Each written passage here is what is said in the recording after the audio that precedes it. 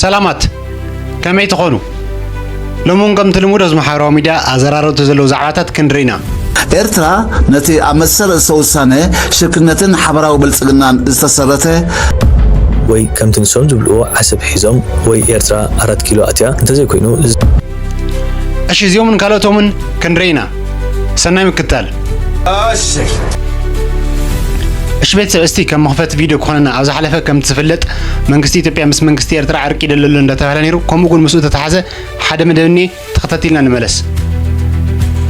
كم زفتركو كم سرحكو قبل جوال سرعة بلتقنا دما الزينة زي دقاس كاب زخلو ماكلات اب كرميت تسرع يركب توانجافي تتكواسي تورواري تغالاسي تتفاعي بزبلو قالات سنيو وتهدر وقت وارتا فري اتي قبل سماع بلتقنا إرترا معريو بتكنولوجي سراويتات دلل مهلاوا رعدي فتيرو ليزرا ولا كسرات إرترا ديجيتال ديكونا بناي زحلف زمانات زواعا انالوج زخونه مساريكات تدغيمون نسرات إثيوبيا نغوسو مخانو بزحات بوليتيكنيات يسامو منغس إثيوبيا كم زلومين حزبون حزب إرترا كيتلمه حاجه سراويت إرترا اب كينات تግራይን مقطل ወንበር 4 ኪሎን ከመይ ከም ዝነበረ በቃላቱ ፓርላማ እዚ ሕጂ 130 ሚሊዮን በፂ ህዝብ ሎ ዘሎ ህዝብ እንዳሰምዐ አመስግንልዩ ዝኾነ ኮይኑ ካብ ዝሓለፈ ውጋት ከመሃርዎ ዘለዎም ሓደ ነገር ታልዩ ኣብ መንጎ ክልቲኡ ሃገራት ውግእ ምዝውላዕ ወይ ከም ትንሶም ዝብልዎ ዓሰብ ሒዞም ወይ ኤርትራ 4 ኪሎ ኣትያ እንተዘይ ኮይኑ ዝዛዘም ኩናት የለን እቲ ኣባይታ ዘሎ ህሉ ኩነታት ከም ዘረድኦ ግን ልዕልቲ ብልጽግና ንተቃወምቲ ጉጅላት ኤርትራ ሒዙ ንትግራይ ደሪቡ ንዓፋር ወሲኹ ኣብ ልዕሊ ኤርትራ ክኸፍቶ ዝወጠነ ኩናት ኤርትራ ንትግራይ ዓፋር ኣምሓራ ተቃወምቲ ጉጅላት ኢትዮጵያ ሱዳን ግብፂ ሶማሊያ ሳዑዲ ዓረብ ሒዛ ትጓዓዝ ዘላ መገዲ ውጽኢታዊ ከም ዝኸውን እዩ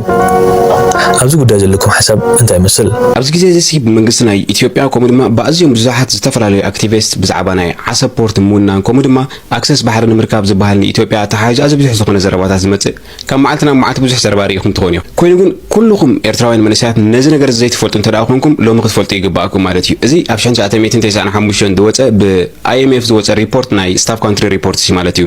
እሱ ድማ ብዛዕባ ናይ ኤርትራን ኢኮኖሚ ዲቨሎፕመንት ዝተዘርግሐኸውን ከሎ ኣብዚ ዝተዘርግሐ ዳታ ብዛዕባ ናይ ኢኮኖሚ ዲቨሎፕመንት ናይ ኤርትራ ኣብ 1995 ካብ 1993 ጀሚሩ ኣብ ኩሉ ቁጠባዊ ምዕባለታት ናይ ኤርትራ ዝገልጽ እዚ ድማ ኣብ ማይኒንግ ኤነርጂ ማኒፋክቸር አግሪካልቸር ኣብ ኩሉ ብሙሉ ዝጠቀስ በባሓደ ማለት እዩ ኣብዚ IMF ዘውፅኦ ሪፖርት ድማ ኣብ ፔጅ 52 ክትረኽቦ ትኽእሉ ነገር እንተደኣ ኣሎ ኮይኑ እዚ ጽሑፍ እዩ እዚ ድማ ኣብ ትሕቲ ስምምዕ ናይ ኢንተርጋቨርንመንታል ትራንዚት ፖርት ሰርቪስስ አግሪመንት መንጎ ክልተ ሃገራት ማለት ኣብ መንጎ መንግስቲ ኢትዮጵያን መንግስቲ ኤርትራን ዝነበረ ስምምዕ ኣብቲ ግዜቲ the port of Asab is free port for Ethiopia ተጠቃምነት ናይ መንግስቲ ኢትዮጵያን ወደብ ዓሰብ በነፃ እዩ ነይሩ ኣብቲ ግዜቲ ንሱ ጥራይ ደኮነ ናይ መንግስቲ ኢትዮጵያ ርእሶም ዝኻለ ብራንች ናይ ግምሩክ ኣብ ውሽጢ ዓሰብ እውን ክገብሩ ተፈቂድዎም ነይሩ ካብ ሓሊፉ ድማ ኣብ መንጎ ክልቲአን ሃገራት ዝግበር ንግዲ ልውውጥ ድማ ብመልክዕ ብር ከም ዝነበረ እዩ ዝግለጽ ነይሩ እዚ ናይ ነፃ ዕድላት ነቲ ኣብቲ ግዜቲ ዝነበረ ናይ ኢህአዴግ መንግስቲ ናይ ኢትዮጵያ ተዋሂቦም ነይሩ ማለት እዩ ኣብኡ ከለዉ ግን ናብ ጅቡቲ ዝርከብ ፖርት ሽፍት ብምግባር ብጅቡቲ ንግዲ ጀሚሮም ማለት ቀዳማይ ምክንያት ነዚ ፖርት እዚ ብነፃ ገዲፎም ናብ ጅቡቲ ከይዶም ብገንዘብ ከፊሎም ክትቀምሉ ዝኽኣሉ ድማ ዘ ፋክት ዳት ዓሰብ ፖርት ናይ ኤርትራ ኮይኑ ንሙሉ ህይወት ንኽነብር ስለዘይተቐበልዎ ጥራይ መብጻሕቲ መንግስቲ ኢትዮጵያ ናይ ብሓቂ ተጠቃምነት ናይ ቀይሕ ባሕሪ ስለዝደለዩ ጥራይ ድዮም ንዓሰብ ዝብሉ ደሎ ወይስ ካልእ ዕላማ ኣለዎ ኢልኩም ትሓስቡ እሺ ቤተሰብ ከም ተሰማዕኩም ይመስል ዘለኩም ሓሳቡን ኣብ ኮመንት ክትቱ ትኽእሉ እዚ ለቤተሰብ እስቲ ናፍቲ ዝቕፅል መደብ ይኮስልኩም ከምኡውን መዛ ቪድዮ እዚኣ ተተሓዘት ሓንቲ መደብንያ ተኸታቲልና ንመለስ መንግስቲ ኢትዮጵያ ኣብዚ እዋን እዚ ምስ ኤርትራ ኣትይዎ ዝነበረ ወጥሪ ብሰላማዊ መንገዲ ንምፍታሕ ድልው ኮይነ ኣለኹ እናበለ ዛረብ ጀሚሩሉ ኮርሬ በሓይሊ ወደብ ዓሰብ ክሕዜ ዝብል ዝነበረ ነገር ገዲፈዮ ኣለኹ ከም ማለት እዩ ዝኸውን ብዝኾነ እዚ ነገር እዚ ከመይ ክረአይ ይግብኦ እንታይ ኢሉት ስታሊን ተማሊ هو በሎ ከፊኡን ኮሎ ስለዚ እዚ ሰብ እዚ ወይ ከዓ አብይ አህመድ ኣብዚ እዋን እዚ ነዚ ሓድሽ ፖሊሲ ሒዙ ዝመጽእ ዘሎ ስጋብ ዝደልዎ ዝብኢ ይሕንክስ ከምቲ ዝበሃል ስጋብ ዝደልዎ ንትግራይ ንበይኑ ነምሓራ ንበይኑ ብድሕሪኡ ከዓ ንኤርትራ ዝብል አጀንዳ ከም ዘምጽእ ምንም ዝስሓት አይኮነን ስለዚ ከምቲ ስታሊን ዝበሎ በሎ ከፊኡን ኮሎ ሓንሳብ እታ ናይ ወራር ኩናት አዋጅ አውጅዋ እዩ ብድሕሪ ሕጂ ስቕ ዝብል መንግስቲ ኤርትራ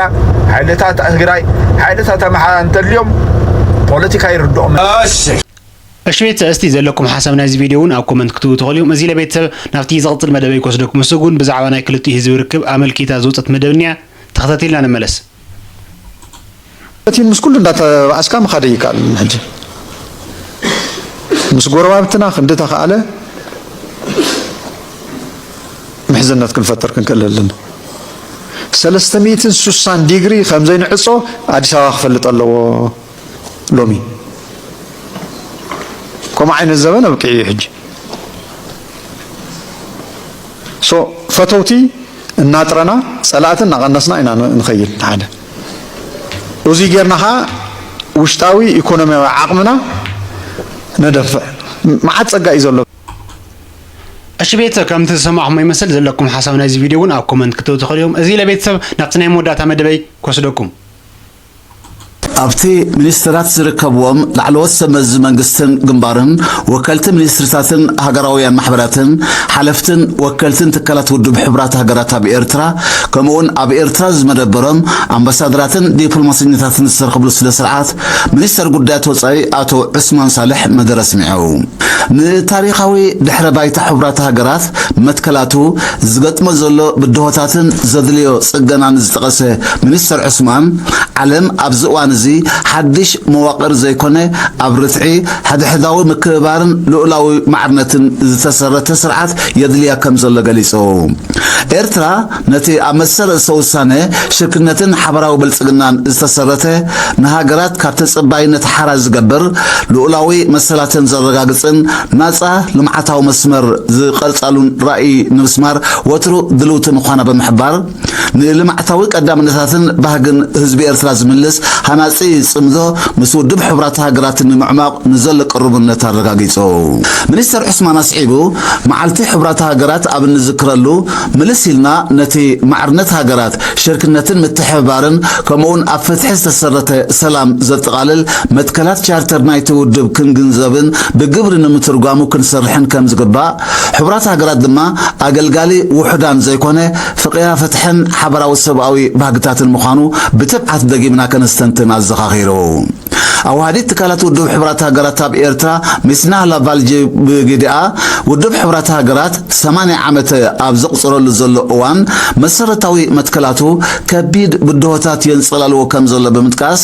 እቲ ኣጋጣሚ ብዙሓዊ ሽርክነት ንምሕያል ከምኡውን ዓለማዊ ውሳነታት ጸምባሪ ኣድማዕን ንርሑቕ ጽምትን ንምግባሩ መብፅዓና እንሕድሰሉ ከም ዝኾነ ኣገንዚባ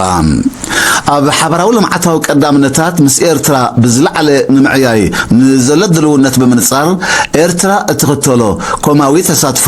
ርእሰ ምርኮሳን ማሕበራዊ ውህደትን መሰረት ዝገበረ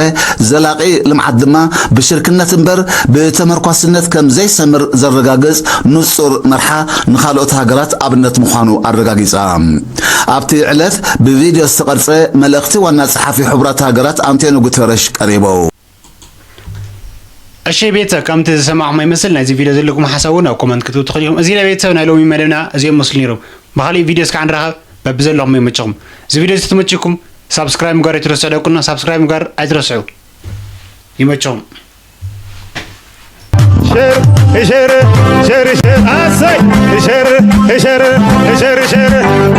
ሼር ላይክ